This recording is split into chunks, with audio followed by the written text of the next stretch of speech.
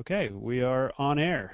So the Sounds great. stream should be live on YouTube. I've posted the link to our Google Plus event page, and Amanda, our media relations person, is busy putting that link on our Twitter account and getting it so that George Landon and his crew can join up.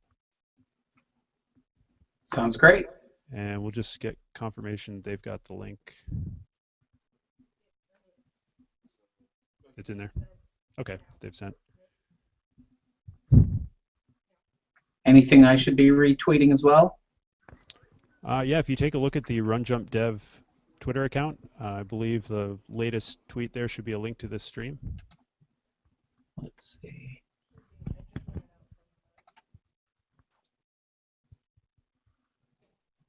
All right.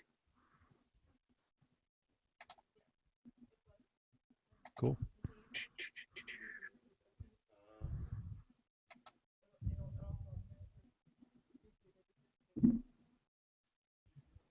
Yeah. All right.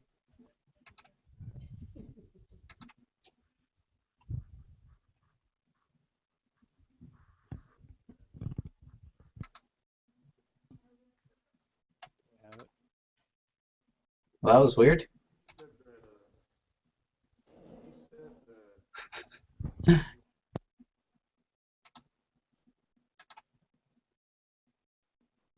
Sorry about that. I think in Twitter it was broadcasting it with like a 5-second delay or something like that.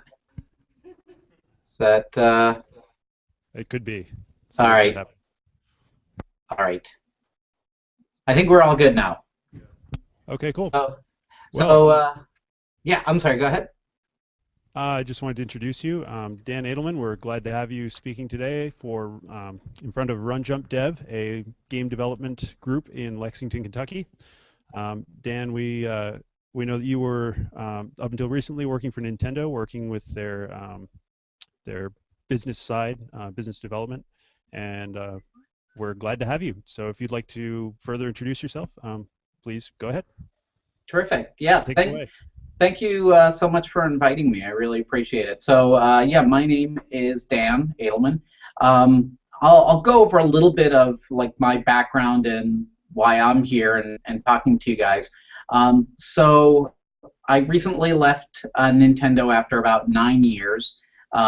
During that, pretty much the entire time there, I ran the digital distribution business at so that was everything from WiiWare, DSiWare to 3DS and Wii U eShop. And so it really ran the gamut from the beginning of when indies were still an underground kind of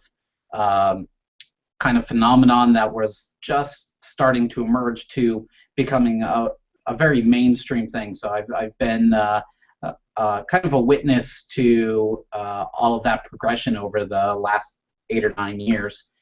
Before that, I was at Microsoft in the Xbox group for about 5 years, and I did a lot of business development deals, a lot of contract negotiations, as well as strategy work. I did a lot of planning for Xbox Live, trying to come up with what kind of business opportunities would be opened up by having a console that was connected to the internet, because that was a new idea back then, because this is 2003 or so good 10 11 years ago that we were trying to figure out like what does it mean to have a game console connected to the internet, because the Dreamcast had a built-in modem, but it was just not the same. And so one of the things that I did at Xbox was help launch the original XBLA, which came on a separate launcher disk. And back then, that was really born out of the Casual Games initiative on MSN. So it wasn't really an indie phenomenon, but it was kind of my first foray into digital distribution. So about 2 months ago, I left Nintendo and decided that came to the conclusion that for the last 9 years I'd been working with a wide range of indie developers, specifically on their versions, their WiiWare versions, their Wii U eShop version, all of those kinds of things. And so I had a very deep knowledge of one platform and a very broad knowledge of a lot of indie developers. And so I decided to switch gears and get a broader knowledge of all of the different, go deeper with a few different developers so I could really be much more directly involved in the development process. So I've been working with a few developers. I haven't made any announcements yet of who I'm working with, but hope to do so very soon, helping them with everything from their marketing strategy to biz dev negotiations to even things like their game design, because it all fits together into one package. I've given a few online. One was the IGDA presentation that I think was sent out. A link was sent out to everybody ahead of time, just because I didn't feel like it was probably going to be a worthwhile exercise to repeat all of that. But I'll just kind of give the Cliff Notes version of what I was talking about in that presentation. And that'll kind of set like a foundation for things to talk about. So one of the things I talked about was the economics of the industry. So kind of applying basic economic principles and strategy principles to the what's going on in the games industry and the indie scene in particular. And there were two main takeaways from that section of the talk. The first one was the natural understanding from economics that if there are very low barriers to entry for any industry, over time more and more people will enter that industry and bid down profits until it no longer is an attractive industry. So that was kind of one takeaway. I think we're already starting to see that in the indie scene, and that makes it a little bit troubling, very and a little bit difficult to survive. So we're seeing that just tons and tons of new games coming out, lots of new people entering the indie scene because it's a very attractive business in some respects that you can have your own creative freedom. You can the development tools are relatively inexpensive and becoming easier and easier to learn. You can have, like I said, creative freedom, and there are some people who get very wealthy with it.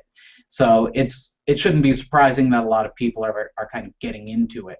And then the second kind of piece of understanding from economics is the fact that with digital distribution, the fact there's no cost of goods once the game is developed, there's no incremental cost for shipping one more unit, makes it very easy for developers to bid down their prices and just keep dropping their price, because if they can pick up just one more sale, it's not going to cost them anything to get that one more sale, so they're going to keep cutting their prices. And this is kind of looking at the industry as a whole, as opposed to any one specific game or any one specific developer.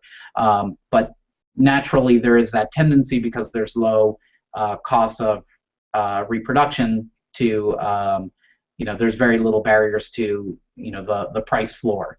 So those two situations, lots of people entering the industry and no incremental costs for selling games, meaning that there's this potential for a race down to zero, puts indie developers in a tricky position.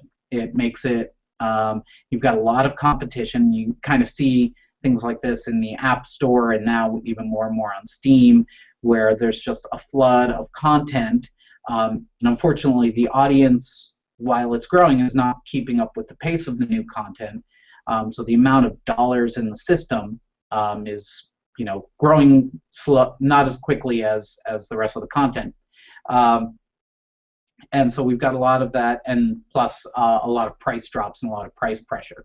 So the second half of the talk, I tried to address, well, what can you do about that? And the main thing that I was trying to stress was that it's important to differentiate yourself from everything else that's out there. And of course, that's easier said than done. If you have an amazing game that people can't get, be a lot more immune to price pressures. Nintendo has done this. They'll have games that have been released 3 or 4 years ago, but because it's such a fantastic game and Nintendo has our prices on this game, if you want Mario Kart, you still have to pay $50, $60 for it, even if it's been out for a few years, because there is only one Mario Kart. And so to the extent that you can make sure that your game is, if not necessarily Mario Kart, but it stands alone and is something that people think there is no obvious substitute for, you'll be in a good position. The other thing that you should do is market your game. And so I went over something called the 4 Ps of marketing, which is price, product, promotion, and platform. Normally it's called place, but platform is more apt for the games industry. And so I talked a little bit about making sure with your product that you're, first of all, designing the game that you ultimately want to make. That's something that's very unique to yourself, because that will help you stand out. But then also finding who that audience is who might like that game, and honing that game over and over and iterating until it's just perfect for that audience. Pricing also, I recommended aiming a little bit on the high side to give yourself room to come down on price over time. And then promotions, just working with all the outlets that you can, media, etc., to get your game out there. And then the last one, place or platform. I talked a little bit about the importance of working with the different platforms because they can help you promote your game. And probably the best place to promote your game is in the actual shop itself, where people can just click on it and buy it right then and there. So that was, a very brief recap of the whole presentation, and so apologies if I either ran through it too quickly or bored you because it was too long, because you've already heard it. But that's kind of the Cliff Notes version of what I was talking about. So I don't know if we should just jump into questions. I was emailed a list of questions by Amanda, so I can kind of go through those one at a time, or do we want to open it up to people who are watching now and do have the Q&A in real time? Whatever works best for everyone. Well, I thought maybe we could do a little bit of both. So if Amanda started collecting questions on Twitter while we're going, and then we do have, we had a couple of emailed questions that I think you have the list of, and we could address a couple of those too. I have a copy. Yep. So of the questions that we emailed you, were there any standouts or things you'd like to speak on? Sure. They were all really good questions. I think I'll start with, there's a question of, let's see, what are the most common mistakes indie developers make? It used to be several years ago that there was this kind of, people deluded themselves into thinking that not marketing their game was a marketing strategy. And I guess in a way it is, that if you don't market your game, that is a choice that you can make, and it's just not a very good one. But a lot of developers have the problem of just saying, I'm going to put my game out there and hope that people find it and discover it and that it stands on its own. I think now the conventional wisdom, even in the indie scene, is that just having a good game in and of itself is not enough. That you have to spend real time working at getting the word out, engaging with press, writing blog posts, doing everything you can to get yourself and your game out there. And I think more and more people are realizing that, but I think also a lot of people just tend to just put their game out there and hope for the best. A more recent mistake that I think a lot of developers tend to make is with respect to things like early access in particular, but also in a smaller way, things like Greenlight and Kickstarter, when they release content too early. And I think I would probably be the first to say that you can never be too early in talking about your game, but you can certainly be too early in showing your game, and you can definitely be too early in making your game available for sale. So the biggest mistake that I find people make with respect to early access is people will just arbitrarily release access when they run out of money. So if they say, well, I've got, given my current burn rate and the amount of cash I have on hand, I can keep going until, let's say, October 1st, and so no matter what condition the game is on October 1st, that's the day I'm releasing it on early access because I need the money to continue funding the development of the game. And I understand the development pressures or the budgetary pressures of that, but it's important to understand that whenever you launch your game on early access, you've essentially launched your game. So that is your first impression in the world. Any journalists who are going to cover your game, that's when they're going to cover it in the state that it's in. That's the way that reviews are going to be written. Consumers are going to look at the game and write up their first impressions of it. And anyone who's, so that's all the downside of assuming the game is not in a condition to be released. It'll kind of get in the water that people will, kind of say that it's just not high enough quality, key features are missing. No matter how much you explain that it's early, people won't necessarily understand that. Also, if you do make improvements later down the road, it's going to be very difficult to go back to press and ask them to take a second look, because by that point, the game may not have done very well and it's old news and there's just too many new games to cover. And then also on the side, if the game is pretty good, it's very tricky to maintain consumer interest in a game while it's still in development. So let's say you've still got another 2 years to go in your development cycle, and there are some people who absolutely love your game on early access. 2 years from now, when you're ready to launch and make a bigger splash with it, a lot of those biggest fans may have moved on to other games, and they may not be there to advocate on your behalf and tell their friends about the game because they've already moved on. So early access, I think, is very good for games that have very specific needs to get feedback from consumers. So things like if you need to do multiplayer balancing and you just need lots of people playing with it so that you can find out what the exploits are and making sure that it's balanced and fair, that's a good reason to do early access.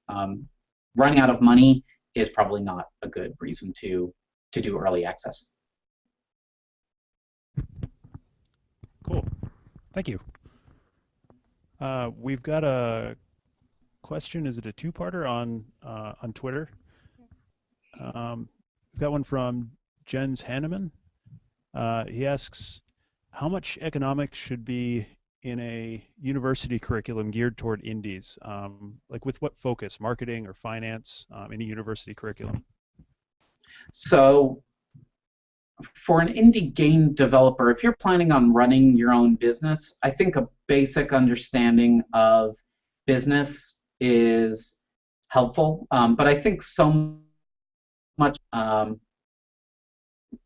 fundamental economics is really mostly helpful for understanding what things are going on in the industry kind of writ large, as opposed to what should you do specifically tactically to help your game. That kind of thing, probably a marketing class might be better, more effective, or an entrepreneurship class would be really helpful in terms of understanding how to raise money, how to differentiate your product, how to assemble a team. So I think those kinds of classes are a little bit more important. But I think in general, even though I'm a big fan of economics and school in general, I think the value of, and I can't believe I'm going to say this, but the value of any one course for an indie game developer is probably not that high. I think so much of what makes an indie game developer successful has to do with their their development skills and practicing game development itself, as opposed to what you might learn in school.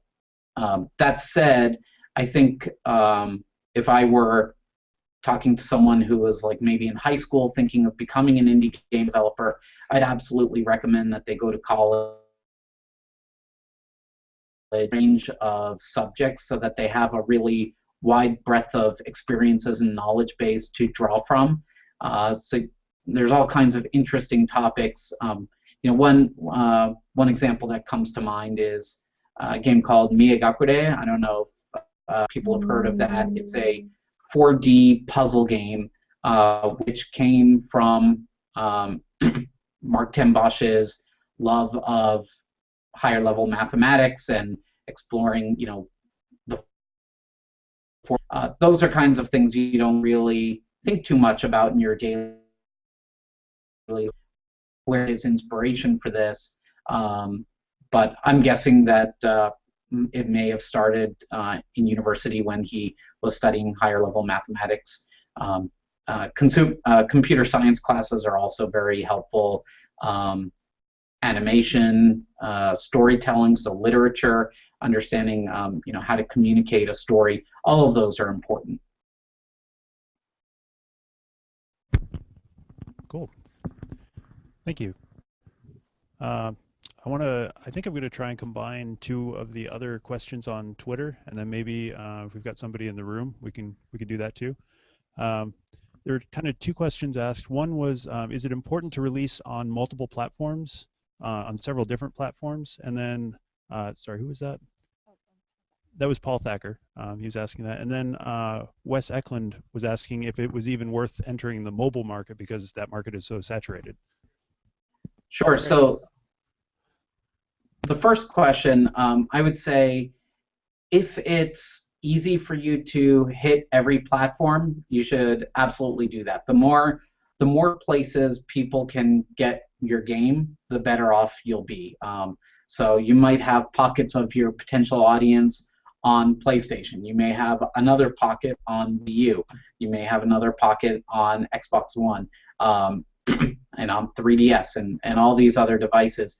As long as the game runs the way it should and is appropriate for that platform. So for example, if it's a touch-based game, it wouldn't necessarily be appropriate to put it on console, for example, unless it's the Wii U, which actually has a touch screen. Or if it's something that really, conversely, if it really requires buttons and a thumbstick or a D-pad and precise controls, that kind of game probably wouldn't work very well on an iPad. So I would say, first and foremost, make sure that the game would run the way you want it to run, and that's going to be a primary consideration. Another primary consideration is going to be the cost of supporting those different platforms. So Nintendo has a program where you can get a dev kit for I believe there's a program where you can purchase a dev kit but delay paying for it. Sony has been on record that they will lend out dev kits to a large extent. I believe Microsoft also lends out dev kits quite often. So there's different ways of getting access to the technology for low cost or very or even sometimes free. Nintendo, I think the last that was publicly said about the price of the dev kits is that it's approximately the cost of a decent gaming PC. So they're not going to necessarily break the bank, but you do have to figure out how many units you'd have to sell in order to break even on that investment. if you're using Unity, I believe now with the announcement from Sony a week or two ago that Unity is free on PlayStation 4, I think that makes it free to use across all of the consoles. So if you're already working in Unity, it should be more or less a no-brainer to try to support pretty much every console that you can. Great. All right. What was the second question? I think I actually skipped over the second question. I just realized. The second question was specifically about the mobile market, about how that market is so saturated. I would, for me personally, I'm more of a console gamer and PC gamer myself, so I don't actually spend a lot of time playing games on mobile and the iPad. Usually those games I found tend to be lower quality, though of course that's not true across the board. There have been some really fantastic games on those platforms. So it's what, kind of the things that I'm hearing and seeing from developers is that if you can be in that top 10 games on iOS, for example, you're going to be doing quite well. But the other 99,990 games that are on the system are really doing very poorly. So I would recommend, at some point, if it doesn't cost you that much and it's easily just, if you're, again, I'm most familiar with Unity, but if you're working in any technology that ports over very easily, you may as well do it, but I wouldn't necessarily bank on that for your future company's health. One thing that I recommend to people is that it seems to me, and I don't have any specific data on this, but it seems to me that games that start off on console and PC, specifically Steam, and then later get ported to iOS do better than going the other direction. So if you've got an iOS game, like an iPhone game or an iPad game, and you're bringing it over to Steam or to any of the consoles, there's a tendency for people to look down on it as lower quality. And it may not be. It may just, some of those devices, the iPad is actually quite powerful, and so you can actually make pretty high performance games, but the stigma is very much that games that launch on iPad first and are ported are lower quality. So just in terms of signaling to the market about the quality of your game, I would start with console and PC and then go to iOS rather than the other way around, even if your ultimate long-term plan is to focus specifically on iPad. Cool. Thanks. So, yeah, do we have anybody in the room who'd like to ask a question? Randy. Hey there. So my question is there a indie game company out there, aside from Vlambeer, that you think is doing kind of everything right in terms of marketing themselves and handling themselves in all regards, that people could use as a model or a case study to kind of examine and look at? Sure. On the mid-size side, I'd say Cappy does extremely well. Like their whole philosophy about how they marketed Super Brothers was they really wanted to have a very distinguished, differentiated style so that they could go out there and make sure that they were very different from everyone else.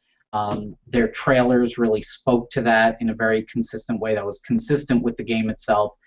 They were also, even everything, I remember they were giving a presentation at GDC one year, even the timing of their price promotions was tied in with the theme of the game. So they, so I think they timed it with the equinox because that was part of the theme of Super Brothers. So all of these things kind of led to a holistic approach to the game. Another one is Clay Entertainment. I'm a fan of those guys. They constantly come up with new types of game ideas and experiment with them and really perfect them and make sure that they're honed and really polished before they put them out. But each one definitely stands on its own and also stands out because they've got a very distinctive art style that cuts across all of their games. So those, I think, would both be really good models to look at. Going back a little ways, Team Meat, so some examples of as is a larger company, and so they've got dedicated marketing people. And so a small team that doesn't have that, for example, Team Meat immediately comes to mind. When they were marketing Super Meat Boy, everything was consistent about their game. It was Super Meat Boy was a very hardcore, very difficult, challenging game. And so everything they did about it just kind of spoke to that. Edmund Macmillan put together Super Meat Boy comic books that had this kind of raw sense of humor that was very consistent with the gameplay itself, the art style, the music, all of that led to a unified whole. So all of that worked out really well for them. They were also very being on camera and speaking out and kind of being themselves in a way that represented their game to their audience. Even more recently, speaking of Edmund Macmillan, he's now getting ready to launch the Binding of Isaac Rebirth, and so I don't know if anyone's seen the new trailer, but it's a really messed up kind of trailer, and a lot, and somebody asked him, like, why is that, it's such a bizarre looking trailer, why would you put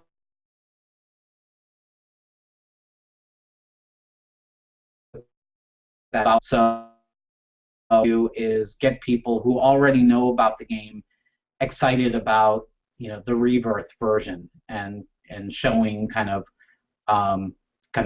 that the raw feeling that you get from that game. So so I thought that was a really insightful comment about how do you speak to your audience. All right. We could do another one from the room and then maybe one from Twitter. Somebody else have something you'd like to ask Dan? We're all very shy. I actually tweeted mine, so. Oh, you did? Oh, sure. Okay. Yes. Jens Hanneman again asked, am I pronouncing your name correctly? Jens? Jens. Thank you. Jens Hanneman? Okay. Jens asks, does free-to-play or freemium make sense at all for indies? I think it's a tough market, and I have to admit, before I get any further into my answer, that I actually have no firsthand experience with free-to-play. It wasn't really a big thing at Nintendo, nor was it a big thing back in the day when I was at Xbox. So my insights really come from just what I've heard at conferences and then also as a consumer. But my understanding of how the free-to-play model works is that some of the larger players essentially buy new users, and so they pay money to acquire new users, either through advertising through other people's games or through their own games, paying for placement. And there are all kinds of tricks apparently on iOS about how do you acquire new users, or on Facebook for that matter, and very quickly of how many people can you get into your ecosystem, and then multiplying a very small percentage of those who are actually going to spend money on the game, because most people are attracted by the word free, first and foremost. So I think it's a tough market to be in. It's certainly in console where, because the whole model is you take a very large number, your install base, and multiply by a very small number, which is the percentage of people who will actually spend money on it. And on console, the large number of the install base is actually not even all that large compared to, say, the Facebook install base or iOS install base. So I think I'm not a huge fan of that model. And then, of course, separate from the entire, from the business considerations of it, it's very difficult to do free-to-play in an ethical way that's well designed for the consumer. So much of free-to-play design is done in a way of like withholding things from consumers, or having them choose between wasting their time or wasting their money. And so all of that, for me personally, leaves a bad taste in my mouth. So I would rather people focus on making a great experience that could be sold for a premium price. But it would be just my age betraying me, because maybe I'm old school on that, old-fashioned.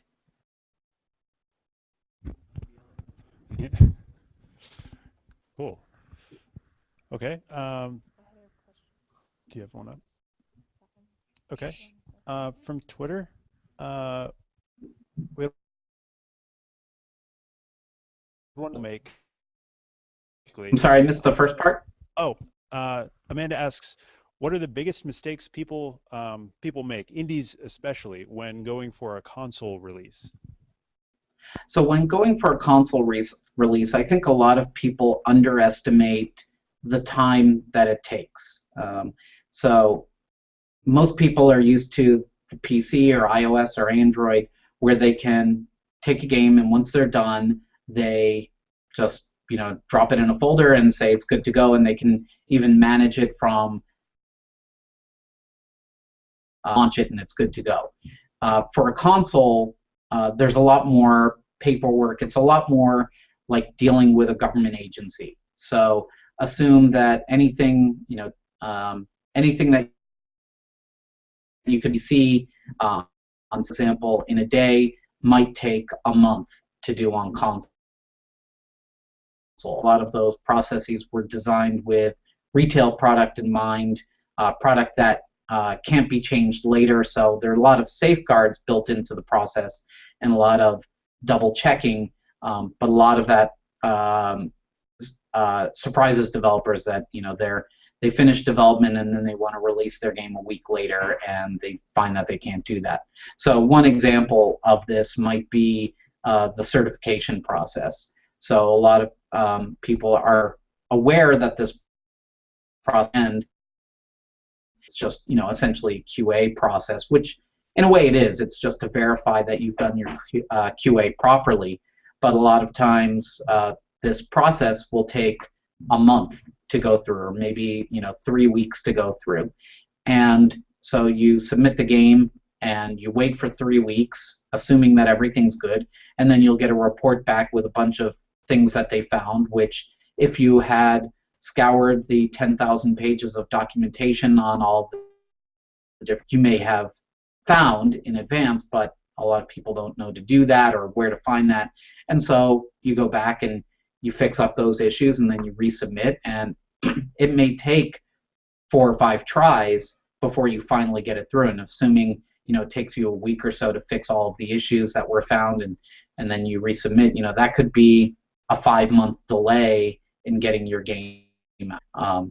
So it's definitely challenging. There's also different forms and documentation.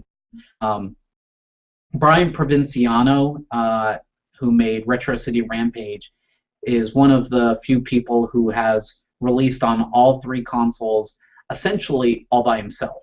And he's done some presentations, and I'll see if I can dig some of them up. I think he's done some at GDC or some other events where he's kind of gone through and outlined what some of those challenges were. But it's definitely a lot more bureaucracy and a lot more teams you have to deal with than, say, iOS or PC or Android. Cool. Okay, we've got another Twitter question from one of the students at EKU. He wanted to know, or he or she wanted to know, was the strategy for Nintendo's network ID not being used, or sorry, was there a strategy for the Nintendo ID not being used at the start of the op? I probably shouldn't talk too much about Nintendo stuff. It's not, it's not my thing anymore. I think I think it's very easy to underestimate the complexities of building an online networking system, and so because that network infrastructure didn't really exist for the Wii, it really had to be rebuilt from scratch for the Wii U, and so I think ultimately it was a case of not everything coming together at the time when it was all needed. So some of it was added later. Cool. Thanks. And I hope that doesn't get me in trouble with Nintendo. We'll try to keep you safe. Yeah, all right, thank you. We had another question from Martin Reimer, I think it is, on Twitter. He asks, and this was one of the email questions as well, kind of asking about the virtual reality market. And he asks, should indie devs pursue the emerging VR market or wait till it's a proven market? So in general, I think any new market is an interesting opportunity for indie developers. Whether it's better than other opportunities or not, it's hard to say, but normally there's, at the beginning of any new market that's emerging, there's going to be more interest than there is content, and so that's a good place to be early on. So if people have their headsets, they've got their new Oculus Rift set, or I don't know if Valve is ever going to release their headset or just kind of provide that technology to other people.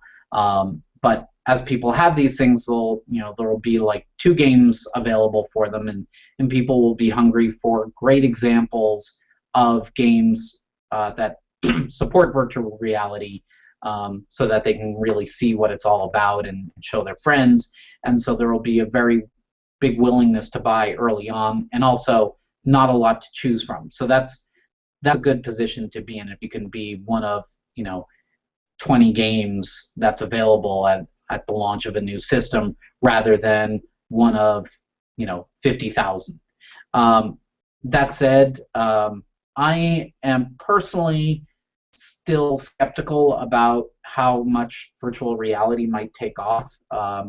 And primarily it's because of a couple of factors. One is that the headsets are just still very uncomfortable, and I just can't imagine people playing them for any real length of time. I think they show off very well at events like PAX or E3 or GDC, where there's a long line of people who want to try it out and check it out.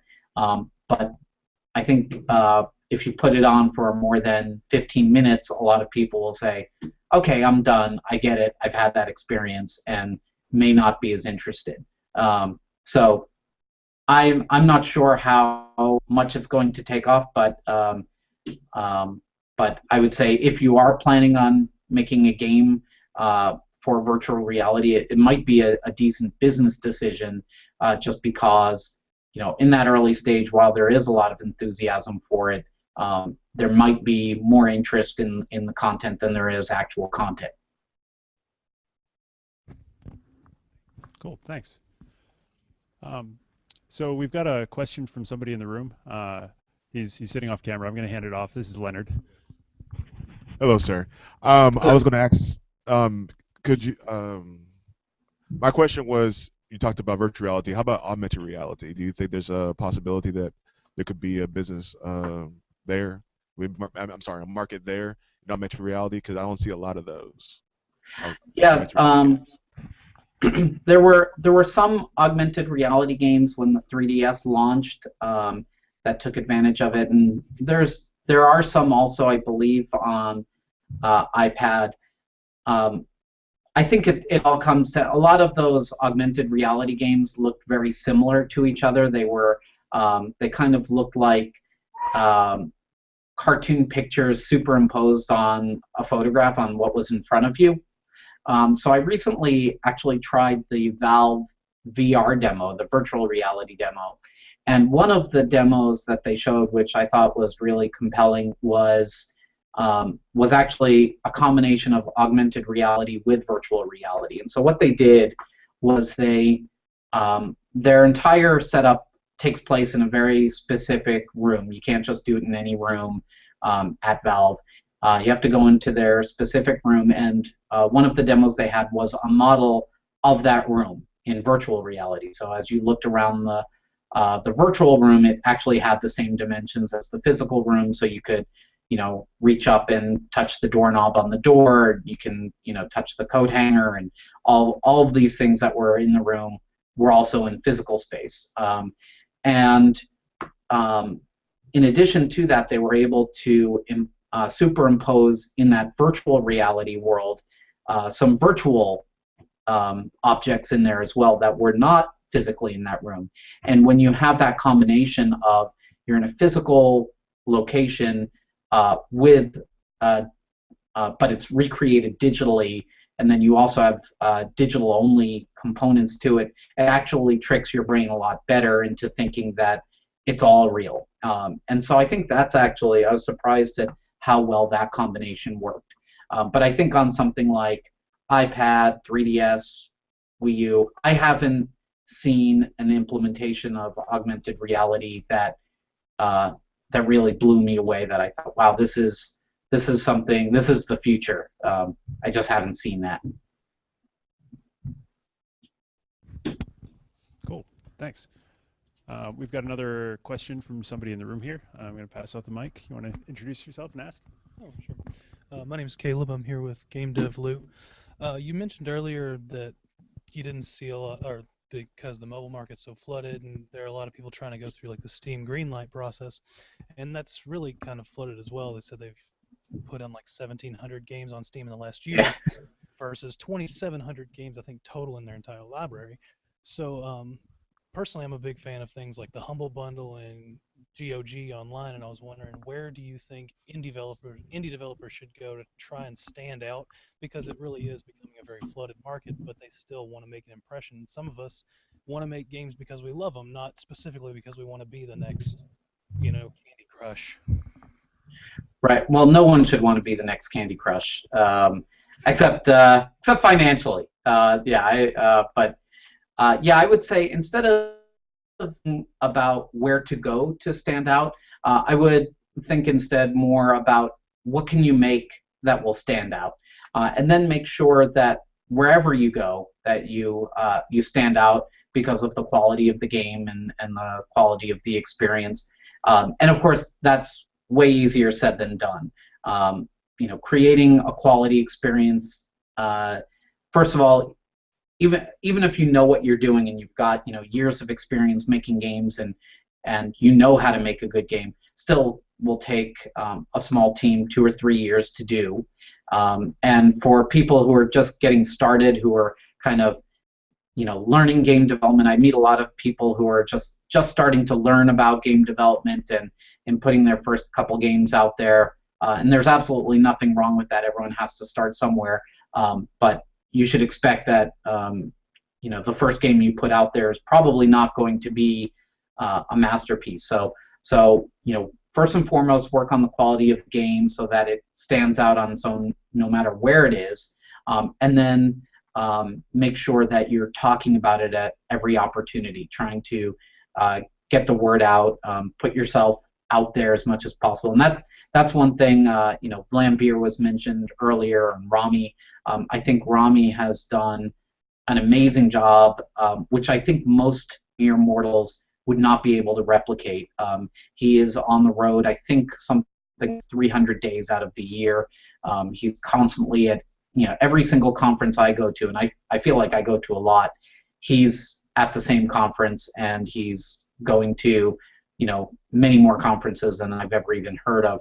So I don't think most people can do that, but you can still take the same, a similar path, in that making sure every opportunity you have to be on stage, getting your name out there, showcasing your game, always try to take take advantage of that. Put yourself out there. And practice talking about your game. The more you talk about your game, the more you'll be able to hone that pitch and help people understand very quickly what it is that you're doing. So I wouldn't necessarily, just to kind of bring it back to your question, I wouldn't necessarily think of which marketplace to sell in, as opposed to what kind of game are you making. Great. Thanks. So we're just about at 8 o'clock now, which I think is when we had asked you to help us out. We started a couple minutes late. If you're willing to do it, we could go for a couple more questions. Oh, but I absolutely, understand- absolutely. Okay. Let's see. So one of the questions that we had on the email was concerned about the industry being kind of hit driven. The full question was, the game industry seems to be hit driven. How should developers plan for the future so they can survive? And can you plan for a hit? So yeah, it definitely is hit driven. If you look at sales charts, you'll actually see like the first 10, like the revenues, if it's kind of like a histogram, it drops off very quickly, and then there's a really long tail of games that don't sell nearly as well, and even on stores like iOS, there's a very big difference between the number 10 selling game and the number 11 selling game. It just drops off very dramatically on really all of the platforms, and so you might be you might hear someone say that they're really proud of being in the top 50 games on some platform, but usually assume, this is probably a little bit too strong, but if you assume like chopping off 10% each rank you go down, by the time you get to 50, it actually winds up being a relatively low number. So it's all the more reason why you've got to make sure that your game stands alone and stands apart. Planning for a hit is usually not that big of a problem for people. If it becomes a hit, that's always a good problem to have. I shouldn't say always. I know that there have been a lot of developers who have had games hit that they weren't emotionally prepared for the way their friends and family treated them afterwards. They looked at them differently. They were suddenly going from eating instant ramen every day to being able to afford a Ferrari, and they didn't quite know how to handle that. I think that's a problem that most people say they would like to have, but the people who've gone through it say it actually as pleasant as you would think.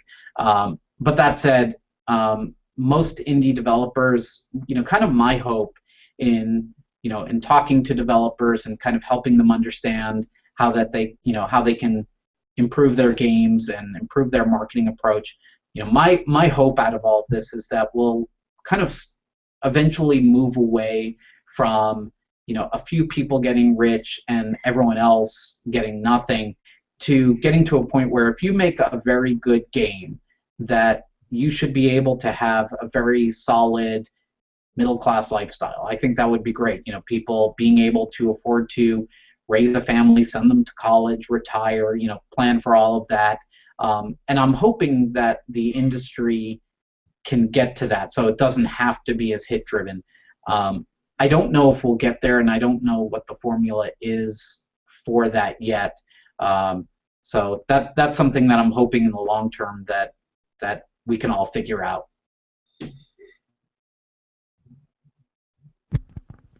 Cool. Thanks. So do we have anybody else in the room who's thought of a question? Oh, great. Here you go. Hey, I'm Steven. Oh, sorry. Hello. Hello.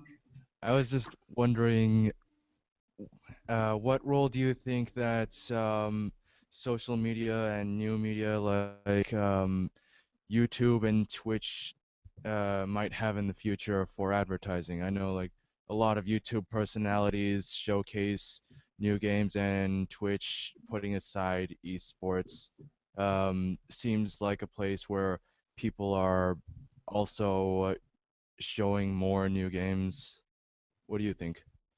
Absolutely. So there's social media, and then there's YouTube, which definitely has some social components to it. But first of all, in terms of social media, I think that is a very important tool to stay engaged with your audience and your fans. So as you develop interest in your game and get more and more people excited about it, you're going to want to make sure that those people are continuing to follow you and getting to know who you are as a person, because so much of what your game is tied up into who you are as well. So engaging directly with consumers is something that indie developers can do much more effectively than the AAA large publishers. So indie developers should leverage that strength by all means. YouTube, it's interesting. Really, just in the last few years, Twitch and YouTube has really emerged very dramatically as the place where people now get information about their games. And a lot of the YouTubers and the Let's Play people don't necessarily play by the same rules as traditional journalists do in terms of how they meet with developers, how they pick their games, how developers might want to get in contact with them. So I think a lot of developers are trying to figure out how they can best engage with those people. So for example, if you wanted Total Biscuit to cover your game, shooting him an email like you might shoot Joystick or Kotaku an email may not work as well. That he may not engage with developers the same way that that traditional journalists do. And I think there was an article on Gamasutra that was released recently that talked about where how they do choose their games, and a lot of them will read the blogs like Kotaku and Joystick and Destructoid and all of those to find out which games might be interesting to cover, and then they start to play those games on their shows. So it's an interesting phenomenon that's playing out.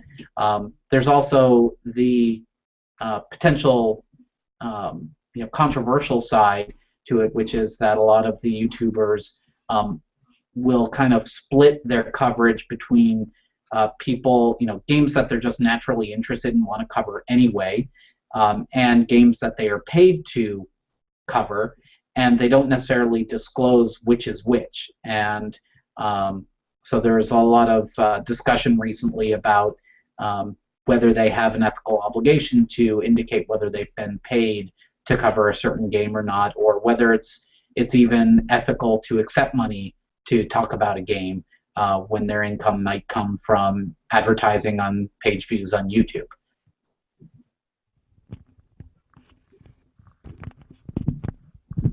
All right. I think we've got two more questions for you. Okay. The first one's from another student at Eastern Kentucky University, and the question is, in your opinion, within indie games, is there anything that's tired or overused, or something that's I guess no longer a differentiator?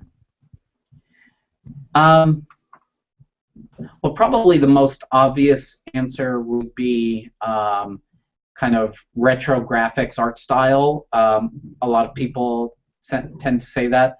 But that said, I think a lot of the games that are done in that style are still doing pretty well.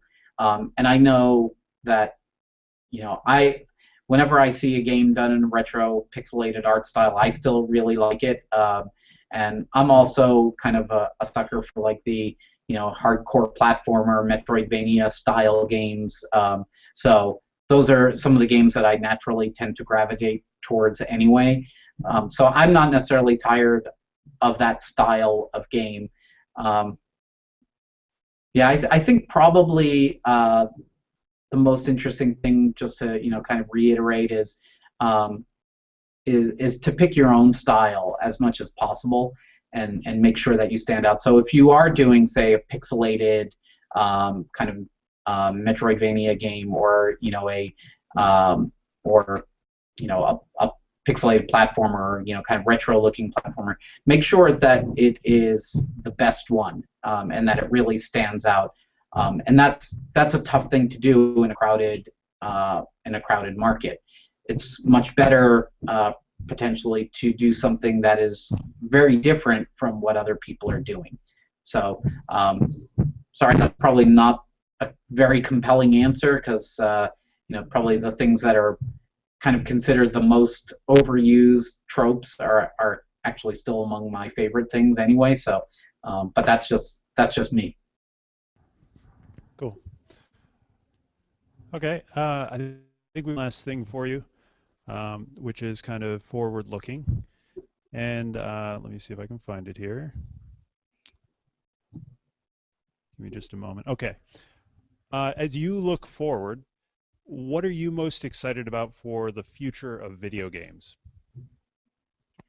The thing I'm most excited about is this kind of democratization of game development. And I think we're right in the thick of it right now, and I think it's only going to get more and more pronounced. I think we're, in the early days of the indie scene, we saw a few developers who had been indie developers before there was really a market for it. So there was a small group of people who were constantly making games, very creative games that were just unlike anything else that was out there. And when finally there was a digital distribution model to support that, suddenly there was a market and a lot of people got very rich very quickly. Now we're seeing a lot of new entrants coming in, many of whom either have been in AAA scene for a long time and are kind of, in some ways struggling to find their creative voice after having been kind of beaten down by AAA for so long. And then we've also got a lot of new entrants who are really just kind of learning how to make games, and that's a process that might take 5 or 10 years of lots and lots of practice. But I think we're going to emerge from that with a lot larger, a lot more vibrant indie community of highly talented people. And I think the next phase of growth then is, there's a big explosion of content, a slight increase in the amount of good content. I think there's a lot more content kind of filling in the bottom with a lot of people who are just getting started and learning the basics of how to make a game. And the number of really good games in any given year is increasing, but not as quickly as the rest of the content. So I think the volume of good content will continue to increase. And I think the next big phase is growing the fan base as well from a smaller kind of niche audience that focuses on indie games to getting more mainstream gamers who only in the past would have ever considered buying AAA games and getting them to look at indie games a lot more, because there's no reason in my mind why some of the AAA games are selling 10x what, in my opinion, would be a much better indie game for a far lower price. So I think once the marketplace kind of catches up with that understanding, I think there's going to be a lot more money in the ecosystem and a lot more room for a lot of people to do well instead of just the lucky few who are at the top. All right. Well, thank you very much for taking the time today to talk to our group. This is Dan Adelman. Can we get a round of applause for him? Thank you so much for having me. I really, really appreciate it. Thank you for reaching out to me. I appreciate it. Yeah, we love talking with people like you. So that is about it for the broadcast. I'll note, just because we have a platform, let's talk about it. Our group, Run Jump Dev, meets in Lexington, Kentucky. This is our monthly meeting, which happens at the last Wednesday of each month here at Awesome Inc. downtown. We also have Monday and Tuesday weekly meetings. Monday night is an indie game night where we bring independent games that we've found and enjoy playing to talk about what they're doing right, what we don't like about them, how they could be better.